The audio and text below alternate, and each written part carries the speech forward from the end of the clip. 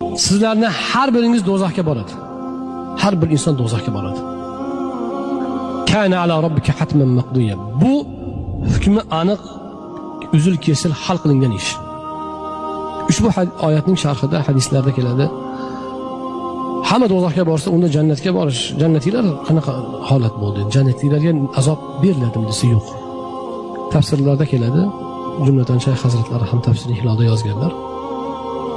Suvga olib borib sug'ormay keldi deydi-ku. Shunaqa bo'ladi. Alloh subhanahu va taolo do'zax ahlini, do'zaxning azoblarini jannatiylarga ko'rsatadi. Sizlar Allohning marhamati bilan, iymon, islom, solih amallar bilan o'tdinglar, jannatga ketyapsizlar. Agar shundoq bo'lmaganda mana bu joy bo'lar edi. Joyinglar, ko'rib qo'yinglar deb ularga ko'rsatib qo'yiladi. Toki jannatdagi ne'matlarning qadriga ko'proq yetsin. Yana ham ko'proq anglashni uchun.